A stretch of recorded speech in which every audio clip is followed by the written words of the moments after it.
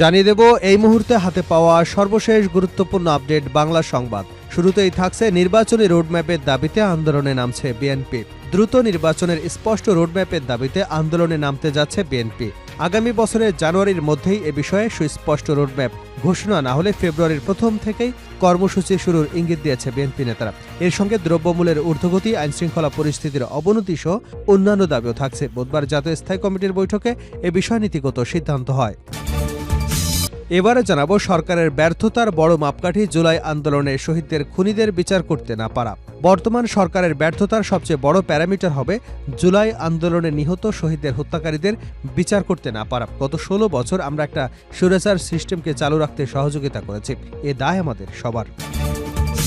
জানাবো রাজধানীতে ছাত্রদলের পদবঞ্চিতদের বিক্ষোভ। বিএনপির ভারপ্রাপ্ত চেয়ারম্যান তারেক রহমানের বিরুদ্ধে দায়েরকৃত প্রহসনমূলক সব মামলা নিঃশর্ত প্রত্যাহার এবং পতিত স্বৈরাচার সরকারের প্রধান শেখ হাসিনাকে ফাঁসির দাবিতে রাজধানীতে বিক্ষোভ মিছিল করেছে ছাত্রদল কেন্দ্রীয় সংসদের পদবঞ্চিত নেতারা।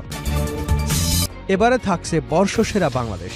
ইকোনমিস্টের এবারের বর্ষসেরা দেশের খেতাব নিজেদের করে নিয়েছে জুলাই অভ্যুত্থান পরবর্তী বাংলাদেশ। প্রভাবশালী ওই ব্রিটিশ সংবাদ মাধ্যম বলছে, ছাত্রদের নেতৃত্বে স্বৈরাচার হাসিনা সরকারের উৎখাত করবার কারণেই বাংলাদেশকে এমন স্বীকৃতি দেওয়া হয়েছে।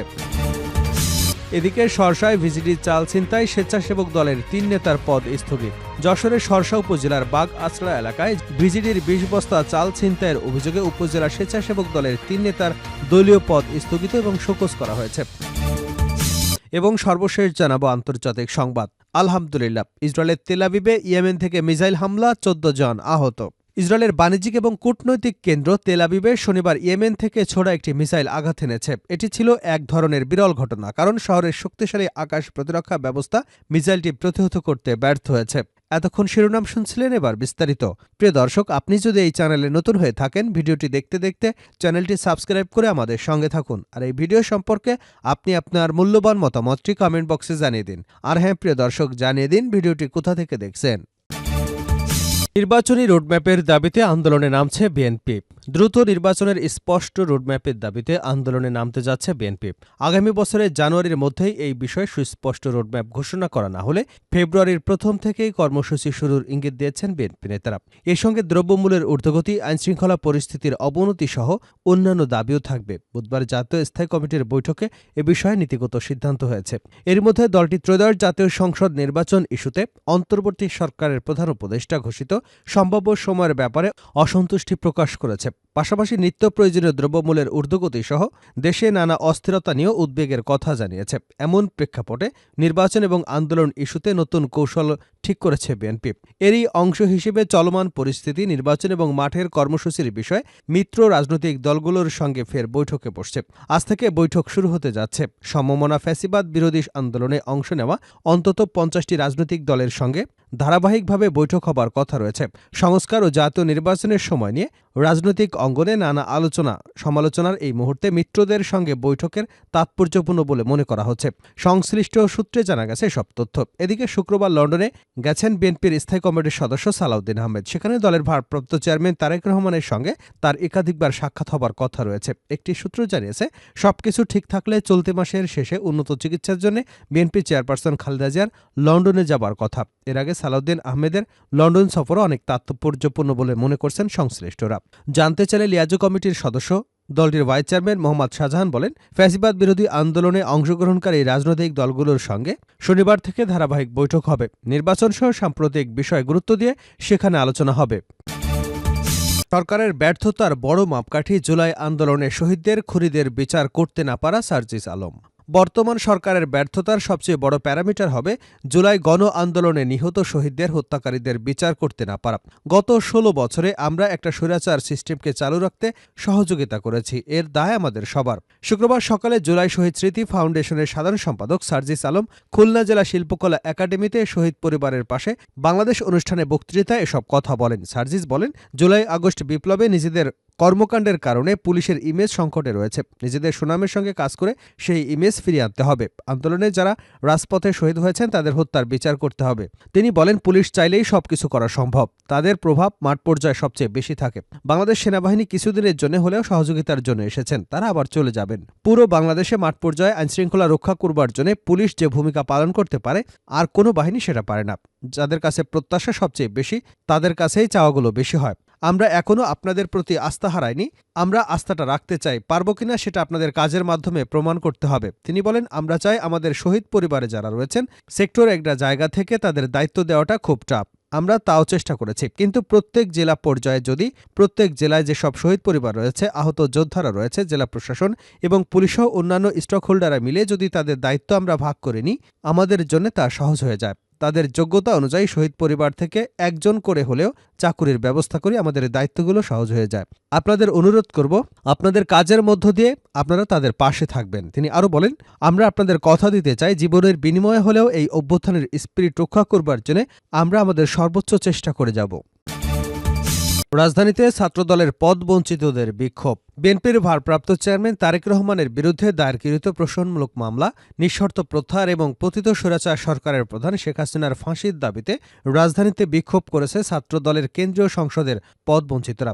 বিকেলে নাইটিঙ্গেল মোড় থেকে শুরু করে ফকিরাপুল হয়ে নয়াপল্টন বিএনপির কেন্দ্রীয় কার্যালয়ের সামনে যে সংক্ষিপ্ত সমাবেশের মাধ্যমে বিক্ষোভ শেষ হয়। বর্ষসেরা বাংলাদেশ।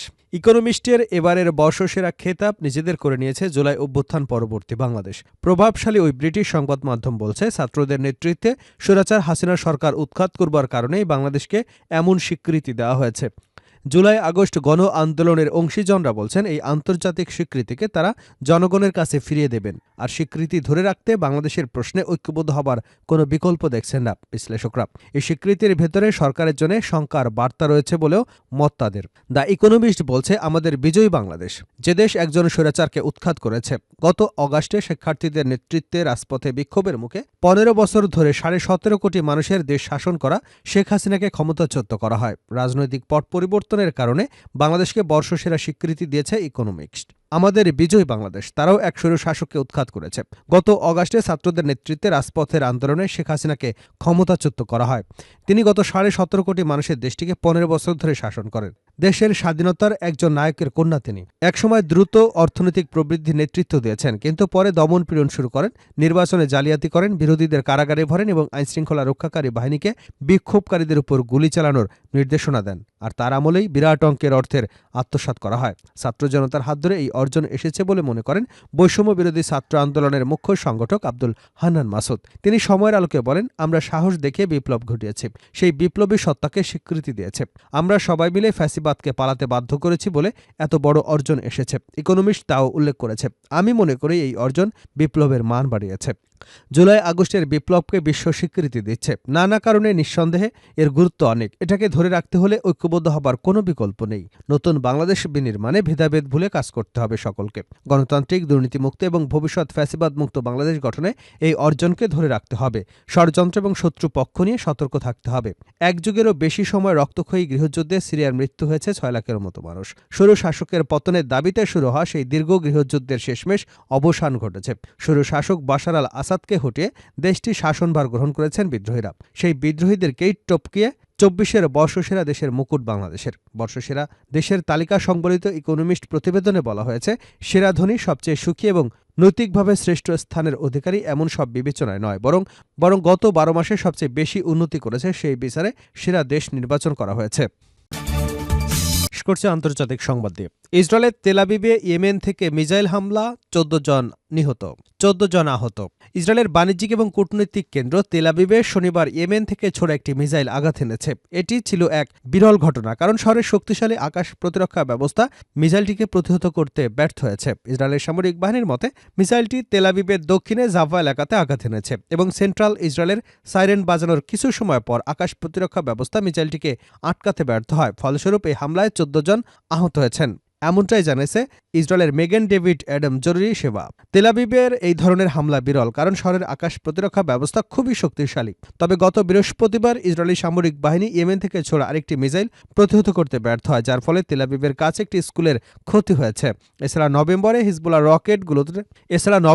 হিজবুল্লাহ রকেটের খণ্ডাংশ তেল আবিবের একটি ভবনে আঘাত হানে এবং জুলাই মাসে ইরান সমর্থিত হুতি বিদ্রোহী গোষ্ঠী তেল আবিবে একটি ড্রোন হামলা চালিয়েছিল, যা ছিল শহরের উপর তাদের প্রথম হামলা। এই হামলাগুলি ইসরায়েলের নিরাপত্তা ব্যবস্থাকে আরও কঠিন করে তুলেছে এবং শহরের সুরক্ষা নিয়ে নতুন করে প্রশ্ন উঠেছে।